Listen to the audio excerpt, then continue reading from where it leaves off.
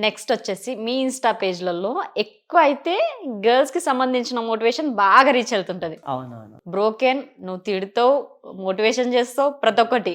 నీ లైఫ్‌లో బ్రోకెన్ ఏమైనా ఉందా? బ్రోకెన్ అంటే ఇంట్లో మమ్మీ వాళ్ళకి కూడా అంటే తెలుసు. ఒకటుందనమాట. అంటే బ్రోకెన్ అయితే దాని తర్వాత నేను నా జోలికి కూడా పోలే. కంఫర్టేనా తెలుగు మాట్లాడనీకి? కంఫర్ట్. మాట్లాడు. ఏమో నాకు అర్థం కావట్లేదు. అటటటట అంటే తెలుగే నేను. బ్రోకెన్ అయితే ఒకటుంది. ఓకే.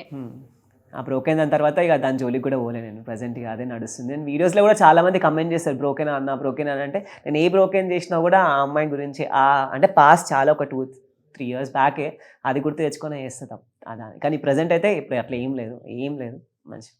ప్రెజెంట్ ఏం లేదు. బ్రోకెన్ అవ్వడానికి రీజన్ ఏంటి? ఇక అదేమో తెలవదు. ఆ అమ్మాయి ఫాల్టా లేకపోతే నా ఫాల్టో తెలీదు గానీ, తనని మాత్రం నేను చాలా చేసినుండే. చాలా మనీ ఖర్చు పెట్టిన. ఇంట్లో కూడా మస్తు పైసలు ఇంట్లో కొట్లాడి మరీ పైసలు తీసుకొని పోయి ఖర్చు పెట్టేటోన్ని.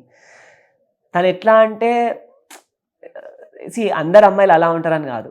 సో, బేసిక్‌గా కొంతమంది అమ్మాయిలు ఉంటారనమాట. వాళ్ళ గురించే నేను ప్రతి ఒక్క వీడియో అమ్మాయిలని ఒకవేళ వీడియోస్‌లా బేసిక్‌గా అమ్మాయిలని డౌన్ చేసి మాట్లాడేది కూడా కొంతమంది అమ్మాయిల గురించే.